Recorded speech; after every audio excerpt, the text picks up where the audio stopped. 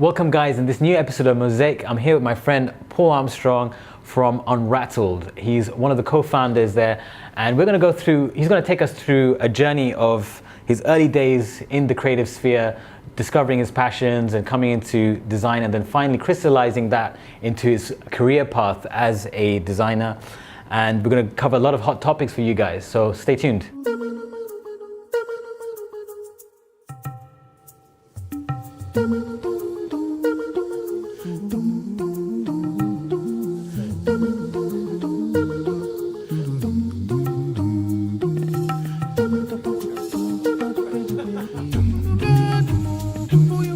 So thanks, Paul. Thanks for this meeting. Thanks for your time. It's awesome to have you here.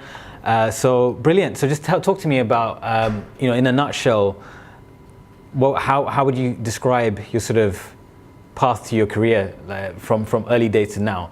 If you can describe in a nutshell, we'll go into more details afterwards. I'd say my path to here was unstructured initially. I always knew where I wanted to go, but I took various steps and explored lots of different areas before getting here. Okay, wow. Okay, brilliant. So going more into detail about that path. So, talk to me about your early days. How did you start to discover your passion? What took you towards getting into design and the creative sphere? I think from well earlier on, my creativity comes from my dad. Very creative, can build, draw, paint, just very good with his hands in terms of creating anything. And I drew a lot from that as being younger, and enjoy drawing myself and sketching. My brother's also the same, and knew I wanted to do something creative. Initially, it was a cartoonist. That was what I wanted to get into, my dream career. But at that point, I didn't know that a graphic design career existed. Okay. So from there, I met a couple of people that actually gave me the insight into what graphic design is, what it's about, one of which was a friend that was at university. He was a friend of the family, my older brother's close friend actually, that spent the time with me to actually go through what a designer is and what they actually do. Okay, wow. So this friend of yours, he was already discovering his career path. He was a student, or? Yeah, he was. He was already studying his degree. Okay, brilliant. So I spent a bit of time with him. I still remember the discussion of what a designer is, his explanation. And I think we were sat in a KFC or something, he had a Pepsi cup, and he literally said, every element of this has been considered and designed. Look around you. Most things in this room have been considered and designed. That's what a designer is. So you probably had like a big revelation then. And then there was that. It broadened my mindset. Yeah, it opens it because you're unaware of those things, but you're surrounded by them all the time. Of course. I think I had that revelation quite early on as well. It was just, you don't really realize, it's just almost like on autopilot as you go about your day and you see brands like Coca-Cola, Pepsi, Ford, Volkswagen, whatever brand it is in whatever niche. You just kind of, you tune to it, and you don't really tune to it that much, but then when you really think about it, there's a whole history there in terms of the aesthetic they developed, right? Yep. So brilliant. So you had that revelation, and then what happened afterwards? So he really gave me an insight into what a designer does in the industry. From there, I knew I wanted to go to university, and I did that. I took a year out. I actually was an industrial roofer before I was anything else. I was working on a building site up on a roof on a skyscraper. Wow, okay. That's what brought me to London. Wow, brilliant. So originally I'm a Brummie, I'm born in Birmingham. You're probably fearless in terms of heights then, you must be. Not before that job. Okay, wow, so you developed the courage for it afterwards. To deal with it, most definitely. The first day actually. Okay, wow. So I did that for a year. No one thought I would actually go back to university, although I was adamant that's what I needed to do. Before uni actually, there was a teacher actually at my sixth form college that was also a graphic designer, at the graphic design industry, he was a creative director, and he'd worked on some really big movie promotions. And when I found out that he was our new teacher, I did advanced vocational curriculum education, whatever that means. It's an A-level in art to some degree. And he was our new teacher, and the first thing I did was went up and introduced myself to him, because I knew he did exactly what I wanted to do. And I learnt a lot from him. And he took a lot of time out as well to actually educate me and more or less mentor me in the early days. Okay, so did you actually take art and design or graphic design as a subject early on in school, or? Yeah, always. It was always a part of my education. Okay, so it has always been. Okay, brilliant. Yeah. So that's brilliant. So you kind of had a inkling of, you had some insight onto sort of this as a career path early on, right? But you you weren't necessarily driven towards it. You were trying to keep your options open, would you say? Yeah, I mean, I had a bit of a philosophy in my head. One, I'd done so much education up to that point that I was happy to take a gap. And at the same time, I kind of thought I needed money to get through uni, standard as you do. So this was like a part-time opportunity for you?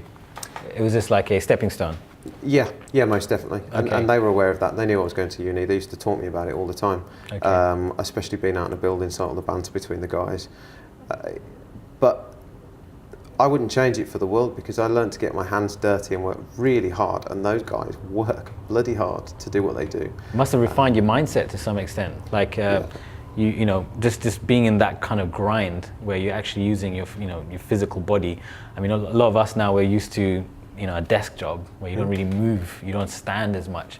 Funny enough, I've started now using a standing desk all the time, because you look at these people in labor or in work, where they actually use their bodies.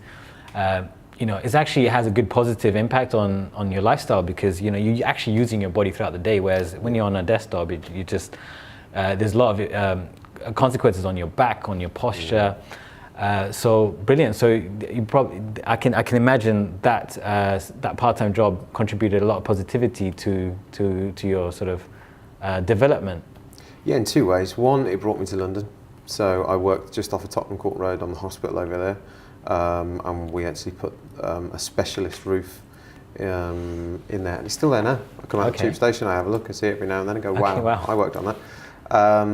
But that was my first introduction to London, really. I mean, I'd been here before once or twice, only really as a tourist, but I actually lived here working. I'd live here in the week and go back to Birmingham on the weekends. The second thing is, it was a massive driving force, because I respect all the guys out there that do what they do. I mean, when it rains or when it snows and you can't feel your hands, and you're using a drill or a spanner or a hammer, you really have to take it off to those guys, and that was a driving force for me. If those guys work that hard like that every day, I can't complain. That's brilliant, man. So you had a good foundational experience in just working in general. So, and I think that you definitely carry that throughout your life, hopefully. Yeah. So moving forwards, so you said you were working there, and then you moved. You were also doing part-time university, or was it full-time uni? I went into full-time uni after. I actually quit the job and then went to uni. Okay, and what were you specifically studying? And tell me about that experience. Starting with what you were studying, actually. What? Yeah, so graphic design and communication was the course that I went for. I went into the first few lectures. I loved the design side of things. Clicked with it straight away. I knew that's what I wanted to be doing. Okay. I quickly learned the communication side of it wasn't at the time. Okay, something I want to quickly ask you is, you chose graphic design and communication. Mm. I myself, I moved from Spain to pursue design in London because it's a hotspot of this kind of culture, and it was just a huge opportunity for me. And I was going through all the courses early on, and you get graphic design and communication, you've got graphic design and illustration, you've got graphic design and media. Yep. There's so many combinations, everything that's available to you, and what do you choose? Because all of these things overlap and they kind of work together quite naturally, but like as an early student you get quite confused. Did you find that? Yeah, most definitely. Yeah? How did you make your choice, and what? So my choice was graphic design and communication. Within the first term, I dropped communication. Okay, right, okay. So it puts it into perspective. I didn't really know what I was signing up for. I see. Not from the description that I read anyway. I expected something completely different. Hindsight, though, going back, I probably should have done that. I should have stuck with the communication side. Wow, okay. Do you regret it to some extent? No, I don't regret it, because it allowed me to focus on, I had a gut feeling at the time that that's where I want to be, and that part of the course. Mm-hmm. I don't. I'd rather be doing more of that. So I just dropped it. Fair enough. Okay. So terms of refining your choice for students out there, like how would you say that you came towards, like if they were kind of going through all of these options, what could help them, like in terms of just sticking to one thing, because they could spend ages and forever. And I knew I spent like an unnecessary amount of time just flicking through all of these courses and looking for something that fitted well with me. And in the end, I just went for the most accessible university, because all the courses that were available seemed so similar. Yeah.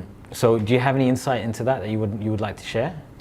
I mean, in all honesty, I couldn't really offer any insight in terms of what course to choose. Of course, yeah, but 100%. Here's what I would say. Two factors. One, when you get into uni, you can change anyway. So getting in there as long as you're within the right sector. So for me to choose graphic design and communication, if I wanted to jump over to illustration halfway through not necessarily halfway through, but within the first term or the first year, I could have done that easily. I know people that did. I know people that jumped universities within first year or second year and did another year somewhere else. So once you're in, then you can learn about more, but don't take that choice too lightly. Of course, yeah, so definitely. Make that decision. And the second point I'd say is follow your heart. For me, I got the inkling that I was comfortable with design, but when I got exposed to the communication side, it seemed like it wasn't as relevant for me. So I stuck with design. Perfect. Those are some great tips. I think a lot of our audience will find a lot of benefit in that. And just moving forwards into going into some of the more details of the experience in university itself. I think we're moving towards a culture where a lot of people are inclined towards, just being self-taught or pursuing e-learning. And there's so many other avenues of learning these days, and university seems quite overpriced. So talk to me about some of the pros and cons that you've found in university, so some of our audience could probably make that decision themselves. Yeah.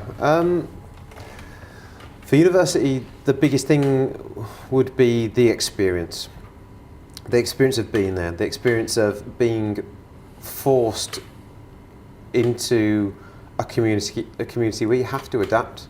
You grow as a person in that environment, and I don't think e-learning or online communities can replicate that. And in all honesty, I, to some degree, found myself at uni. I discovered my identity, and that's still grown and developed over time, but without the basis of that, and that was a rapid learning curve for me, I pretty much found who I was in that environment, and I don't think anything online or any other type of education could replace that. So that's the one big factor for university for me. But then if you look at it on another scale, if you look at everything around you, cars, you look at them in the 1920s, you look at them now, rapidly different, right? We have electric cars, we have a wide selection. They've changed, they've evolved, they look more futuristic. Definitely, yeah. 1920s, what am I talking about? 1920s, maybe horse and carts, for example. Yeah. You look at everything. You look at the cameras, for example, how they look now to how they look then. You look at a classroom from back then to now, pretty much the same. The only difference is you might have a projector or a screen, but the layout's the same. You've still got pews, you've still got chairs, they're all facing the front. So it just shows that education hasn't quite adapted with the times as well as everything else, which is why there are alternative options like online learning and courses that you can take, or part-time courses, and you could do without actually being at a university or at a college. So perfect. So those are some of the negatives. You're saying that education hasn't evolved. Would you think some of the tutors may have a hands-on experience, and did your tutors have hands-on experience on the field working maybe perhaps at a design agency, so they've had that experience to share with you guys, or did you find that the education was quite limited in that way? In other words, did the stuff you were learning in university really contributed value to what you're doing now, working, running your own business? In all honesty, no. It didn't prepare me for, one, the industry I was about to step into completely. And nothing can teach you that apart from the industry. I like that. That's interesting. Yeah.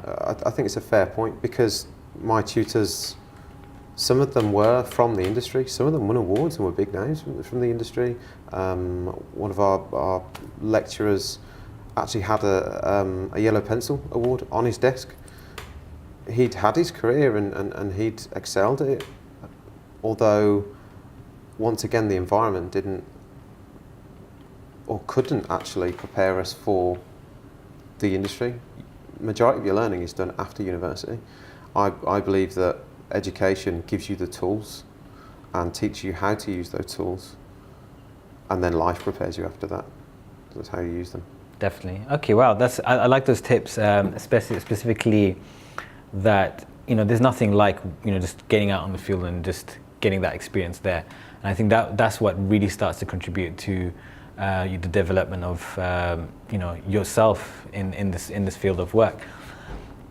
So we've covered university. Is there anything else you would like to share in regards to university? Any pros and cons? I know you said, I think the one that you gave us was community, similar to your partner, Haroon. He felt that community was a huge positive. The negative would be the limitation of the evolution of education. Did you when you were at uni, like how did your work progress throughout university? Did you notice a huge progression in the development of your work? Did you get more skillful?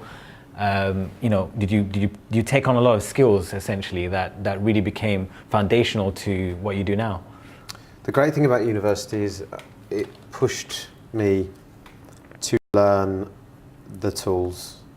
I became better at the tools. I could use Photoshop, I could use Flash, Illustrator, InDesign, and I became great at those tools.